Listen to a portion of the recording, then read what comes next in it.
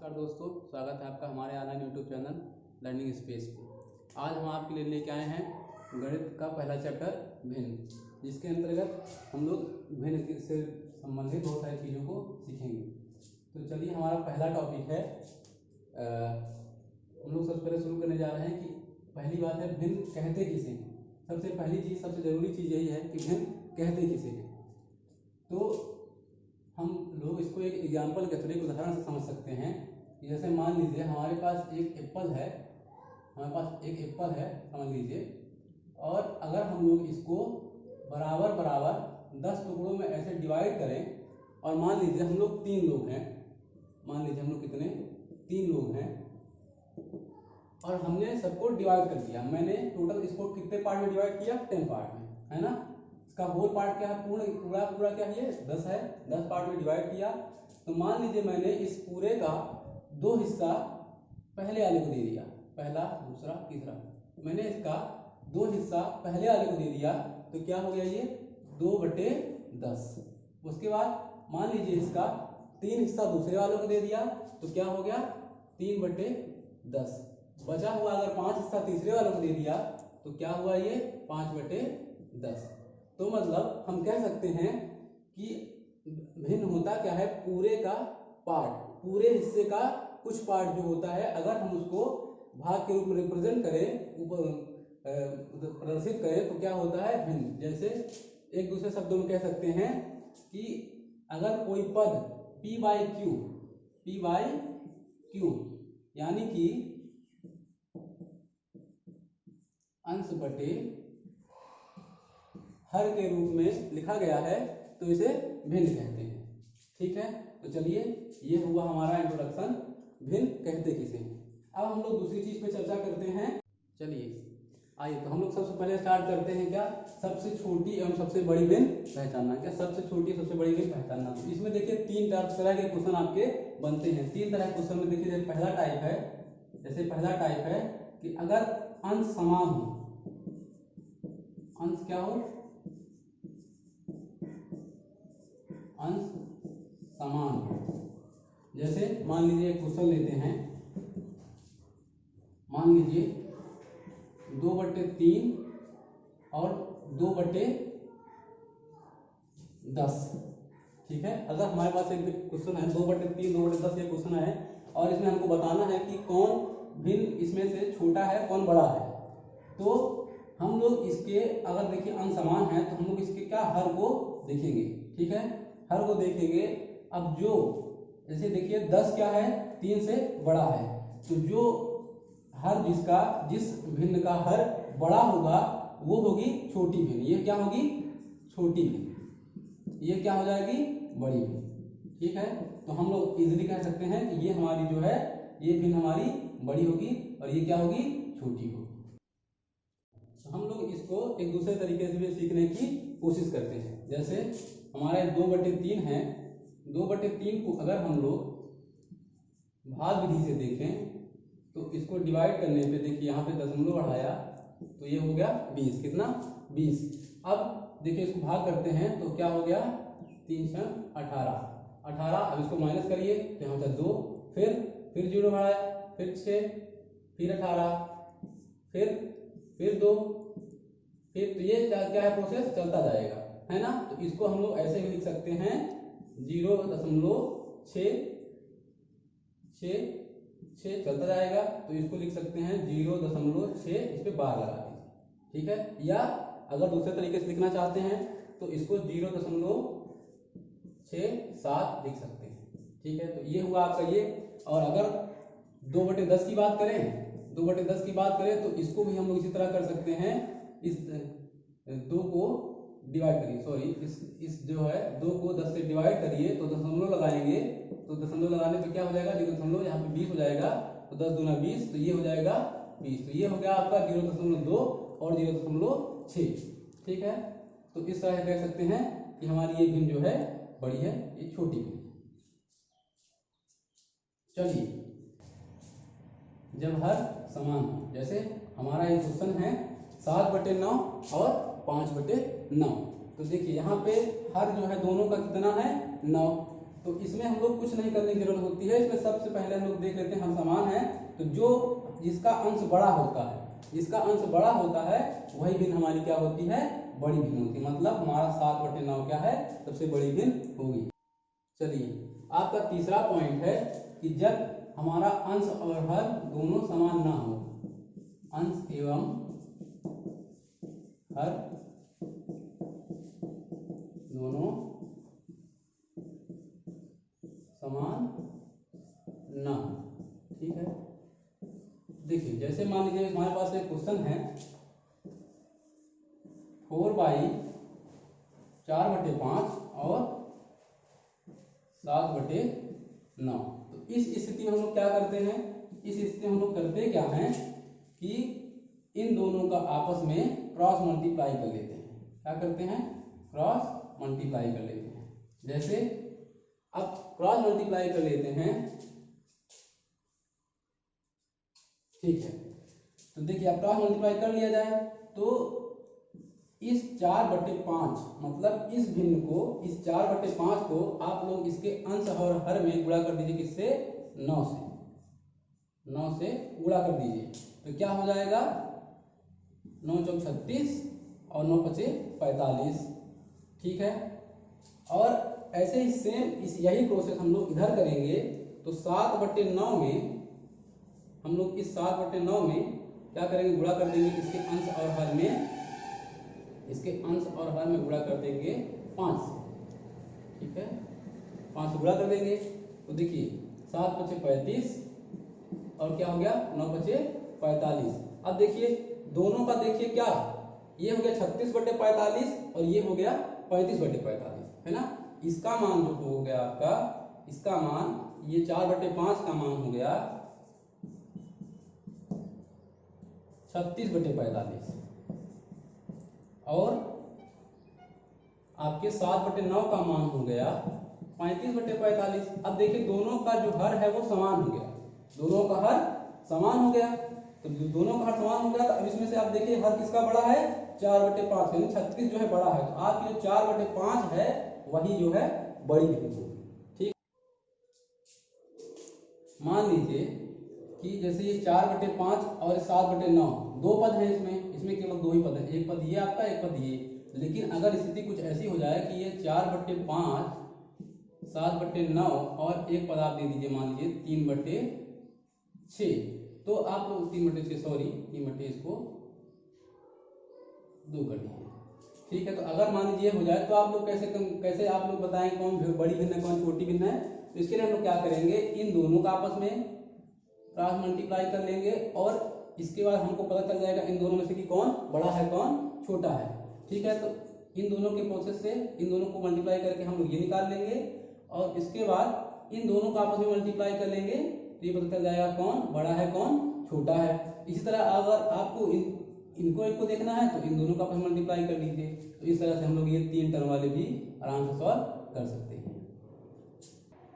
चलिए तो आपका अगला बिंदु है भिन्नों का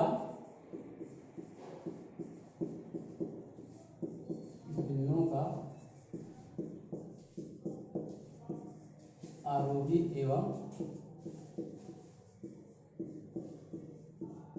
अवरोही क्रम,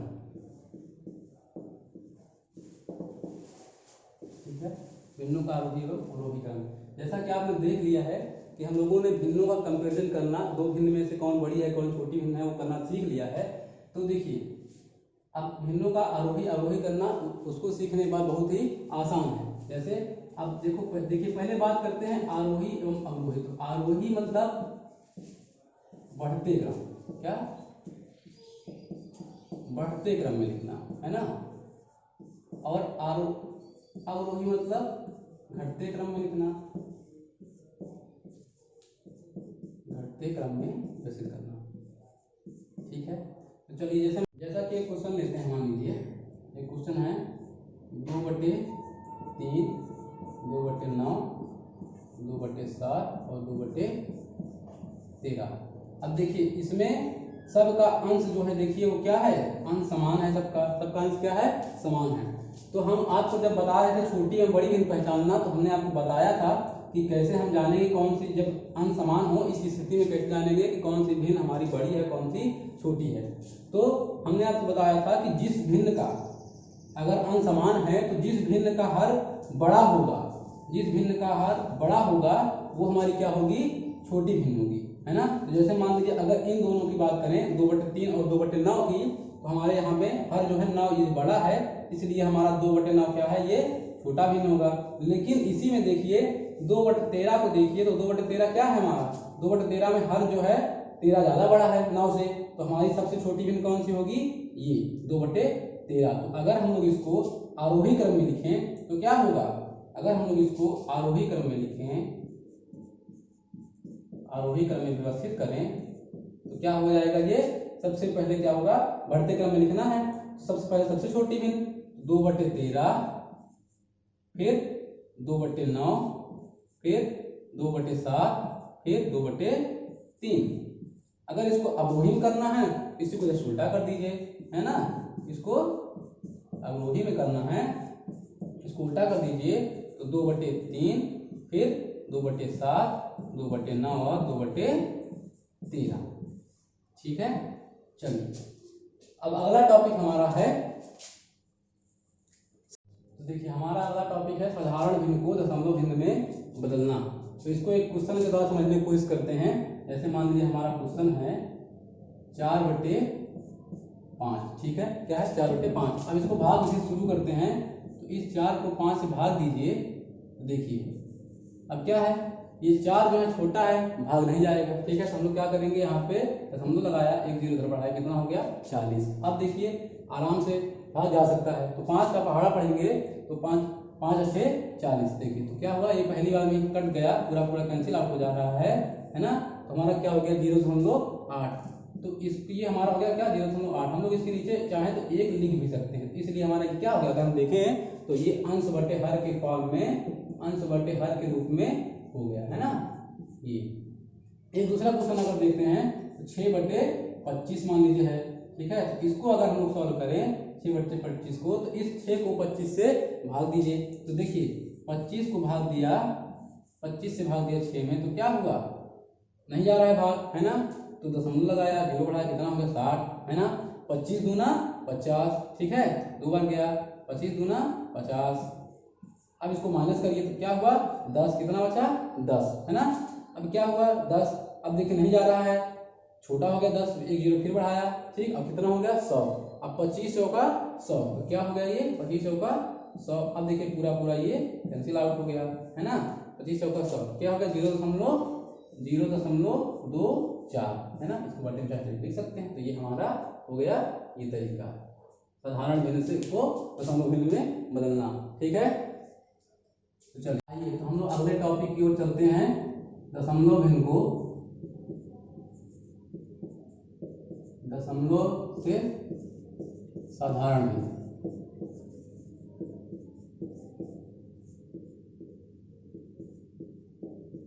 ठीक है, दशमलव से साधारण भिन्न। तो चलिए जैसे मान लीजिए इसको एक हम लोग क्वेश्चन से समझने की कोशिश करते हैं। जैसे मान लीजिए हमारा पहला क्वेश्चन है, मान लीजिए लिखा हुआ है कि 0.65, है ना, 0.65। इसको क्या करेंगे हम लोग, देखिए दशमलव के नीचे क्या करेंगे, ऐसे अगर है 0.65, दशमलव के नीचे आप लोग क्या करिए, पहले बटा लिख के दशमलव के नीचे 1 लिखिए, दशमलव के स्थान पर 1 लिख लीजिए। उसके बाद कितने नंबर है 2, 6 और 5, 2 डिजिट है, तो यहाँ पे क्या करिए 2 0 बढ़ा दीजिए। उसके बाद ये क्या हो गया 65 को जैसे जैसे है आपका जो नंबर है वैसे वैसे लिख दीजिए। तो आपका क्या बन गया ये 65/100। तो ये आपका हो गया अंश और ये हो गया हर, ठीक है। अब क्या देखिए ये और सरल हो रहा है, तो हाँ इसको सरल कर सकते हैं 5 से, है ना। तो 13×5 = 65 और 20×5 = 100, तो मतलब ये आपका हो गया 13/20, ठीक है। क्या हो गया 13/20। इसी तरह अगर दूसरा क्वेश्चन देखें, दूसरा क्वेश्चन देखें तो क्या हो सकता है, मान लीजिए दूसरा क्वेश्चन है आपका 7.4, ठीक है। अब मान लीजिए इसको सॉल्व करना है, तो इसको सॉल्व करना है तो क्या हो गया दशमलव, देखिए दशमलव के नीचे क्या क्या, दशमलव के स्थान पर 1 रखना है। उसके बाद क्या है, कितने नंबर है, कितने डिजिट है 1, तो 4, तो यहाँ पे 1 0 लिख लिया। अब कितना है ऊपर, ये दशमलव को आप भूल जाइए, तो क्या हो जाएगा 74, है ना। देखिए क्या 74 किसी और सरल हो रहा है, हाँ हो रहा है, तो उसे हम लोग सरल कर सकते हैं। तो 2 से सरल कर सकते हैं तो क्या हो जाएगा, ये हो जाएगा, सॉरी देखिए इसको हम लोग सरल कर सकते हैं, तो ये हो गया 5 है ना, और ये हो गया 38 है ना, 38 बटे 37 बटे 5, क्या हो गया ये 37 बटे 5, तो ये आपका हो गया भिन्न। ठीक है, चलिए ये तो रहा हमारा एक साधारण से दशमलव भिन्न में, दशमलव से साधारण भिन्न की ओर चलना, हम लोग साधारण से दशमलव भिन्न बदलना। इसी में हम लोग थोड़ा सा आगे डिस्कस करते हैं। अगर आवर्त दशमलव भिन्न हो, क्या हो हमारा आवर्त दशमलव भिन्न। आइए देख लेते हैं क्या होता है आवर्त दशमलव भिन्न, है ना। देखिए अब ये हमारा 2 टाइप का होता है, एक होता है सरल आवर्त, दूसरा होता है मिश्रित आवर्त।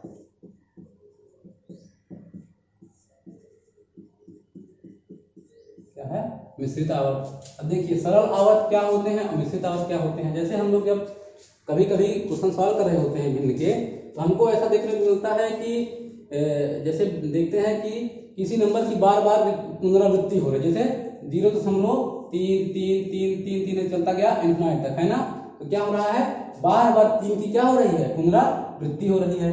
तो अगर इस तरह के भिन्न हमको दशमलव भिन्न आ जाए और इसको कह दें कि हमको दशमलव से जो है साधारण भिन्न बदलना है, तो ये हमारे लिए थोड़ा सा सोचनीय हो जाता है। तो देखिए इसको कैसे सॉल्व करते हैं। इसके लिए रूल है, ये है, इसके लिए नियम क्या है कि हम लोग, या इसको ऐसे भी लिख सकते हैं 0.3 और इस बार लगा होता है। एग्जाम में क्वेश्चन आया करता है कि 0.3 मान लीजिए लगा है 0.3 का बार, और इसको हम क्या करते हैं दशमलव भिन्न को साधारण भिन्न में बदलना होता है। तो ऐसे क्वेश्चन को क्या करते हैं, हम लोग देखते हैं कि कितने नंबर पे बार लगा हुआ है।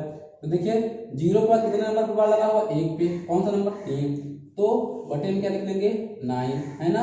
और ऊपर क्या है, नंबर कौन सा है, 3, ठीक है, 3, तो क्या होगा 3 बटे 9। अब देखिए क्या सरल हो रहा है, हाँ 3 × 3, 3 का 3, 3 का 9, तो क्या हो जाएगा 1 बटे 3। ठीक है, इसका नियम क्या है कि देख लीजिए कि कितने नंबर पे बार लगा हुआ है, जितने नंबर पे बार लगा हुआ है उतना 9 हम लोग नीचे हर में लिख लेते हैं, और अंश में वही नंबर लिख देते हैं जो कि जिस नंबर पे बार लगा होता है। ठीक है, अच्छा, और मिश्रित आवर्त की ओर आते हैं। मिश्रित आवर्त क्या होता है, मिश्रित आवर्त में जैसे मान लीजिए कि कुछ ऐसा नंबर है, देखिए क्वेश्चन से देखने समझने की कोशिश करते हैं कि मान लीजिए कोई नंबर दिया हुआ है, ठीक है, 0.5, उसके बाद 4, 7। अब ये 4, 7 पे बार लगा हुआ है लेकिन 5 पे बार नहीं लगा है, मतलब दशमलव के बाद कुछ नंबर ऐसे हैं जिन पे कुछ डिजिट, 1 डिजिट 2 डिजिट या ज्यादा भी हो सकता है, ऐसे हैं जिन पे बार नहीं लगा हुआ है। उसके बाद कुछ नंबर जो है उनकी बार बार पुनरावृत्ति हो रही है, मतलब कहने का कि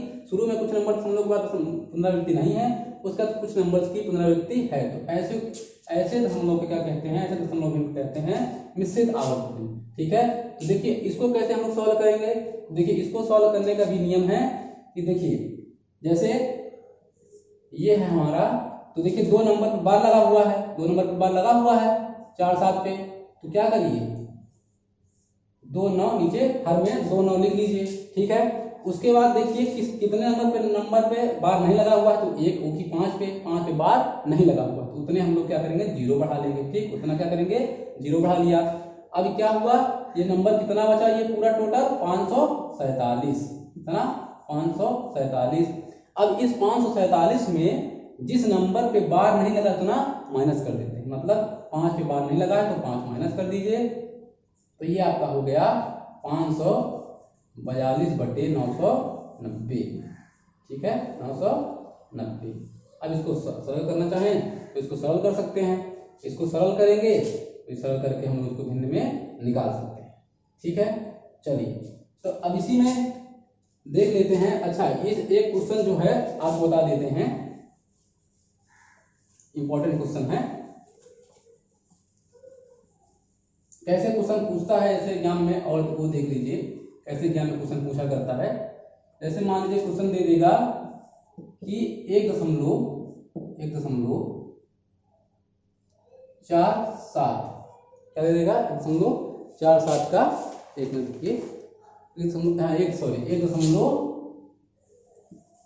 ऐसे बार लगा दिया। इसका सरलतम रूप क्या होगा?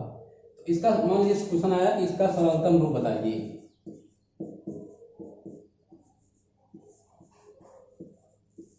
ठीक है, इसका सरलतम रूप बताइए। तो हम लोगों ने देखा है कि देखिए इसको जो है इस एक को भूल जाइए। ठीक है, इस एक को भूल जाइए, बचा क्या 0.27 पे बार लगा हुआ है। तो इसको लिख लेंगे क्या 27/99 है ना, 27/99। अब इसको सरल कर लीजिए। ठीक है, अब इसको सरल कर लीजिए तो क्या हो जाएगा ये 9×3 = 27 और 11×9 = 99, मतलब ये हो गया 3/11। अब देखिए अब ये एक हम लोग जो छोड़े हुए हैं तो इसको हम लोग ऐसे ही लिख सकते हैं 1 + 3/11। तो हम लोग जानते हैं कि a + b/c का जो सही रूप है a + b/c का जो सही रूप है वो a × b/c एक सही a सही b/c होता है। क्या होता है? a सही b/c। तो इसको हम लिख सकते हैं एक सही 3/11 या 11×11 = 14, तो 14/11 ये होगा आपका आंसर। ठीक है, ये आइए इसी में भिन्न में ही हम एक और महत्वपूर्ण बिंदु प्रस्तुत करते हैं। एक स्ट्रक्चर है जिससे कि किसी भी ज्ञान में क्वेश्चन पूछे जाते हैं, बहुत ही जरूरी है भिन्न ज्ञान पॉइंट ऑफ व्यू से। देखिए x में कितने y हैं, है ना, x में कितने y है। ये एक क्या कहते हैं स्ट्रक्चर है इसका, x में कितने y है। जैसे कि 20 में एक एग्जांपल ले लीजिए, 20 में कितने 2 हैं, 20 में कितने 2 हैं। तो इसमें क्या है, हम लोग क्या करते हैं, जैसे x में कितने y हैं तो x/y, x को y से भाग दे देते हैं। तो यहाँ पे क्या करेंगे x प्लस कितना 20, मतलब 20 को 2 से डिवाइड कर देंगे तो कितना आएगा 10, है ना। तो क्या हो जाएगा 20 में कितने 2 हैं 10 2 हैं। ठीक है, ये होगा। जैसे दूसरा क्वेश्चन देख लीजिए, दूसरा क्वेश्चन जैसे मान लीजिए देख लीजिए कि 1/2 में कितने 1/16 हैं। अगर ऐसे क्वेश्चन आ जाए तो आप क्या करेंगे, उसे कुछ नहीं करना है 1/2 / 1/16। तो ये क्या हो जाता है क्रॉस मल्टीप्लाई, ये मतलब टर्म पलट जाता है। तो मतलब ये हो जाएगा 1/2 गुणते 16/1। तो ये 2 × 2 2 8 जा 16, 2 थे 16, मतलब ये आपका हो गया 8/1 है ना, 8 कम 1 8 और 1 कम 1 तो 8/1 ये हो गया आपका आंसर। ठीक है, चलिए अच्छा इसी मान लीजिए एक क्वेश्चन और बन जाता है, एक क्वेश्चन इसमें और बन जाया करता है कि भिन्न, मान लीजिए वो मिश्रित भिन्न हो 3 सही 1/3 और एक ले लीजिए आप इसी में 1 सही 1/3। ठीक है, 3 सही 1/3 और 1 सही 1/3। तो अब इसको क्या करना है कि इसमें इसका जो हमको निकालना है कि 3 सही 1/3 में, ठीक है, 3 सही 1/3 में कितने 1 सही 1/3 है। 3 सही 1/3 में कितने 1 सही 1/3 हैं। तो क्या करेंगे, पहले इसको सिंपल भिन्न में लिखिए, इसको साधारण रूप में लिखिए। तो 3 × 3 = 9 और 1 10, क्या हो गया 10/3। और ये क्या हो गया 3 × 3 = 1, 3 × 1 = 3 4, क्या हो गया 4/3। साधारण सी बात है, सिंपल है। तो 4/3। अब इसको क्या करिए 10/3 भागे 4/3 कर लीजिए। अब वही प्रोसेस ये उल्टा कर दीजिए, तो 10/3 उड़ते 3/4। ये 3 × 3 = 3 1 हो गया, 2 दूनी 4 2 पंचे 10, मतलब ये हो गया 5 × 1 = 5 2 × 2 5/2। ये आपका आंसर हो गया। ठीक है, आपका ये हो गया आंसर 5/2। ठीक है दोस्तों, इसी के साथ आज हम अपना लेक्चर यहीं पे खत्म करते हैं। नमस्कार।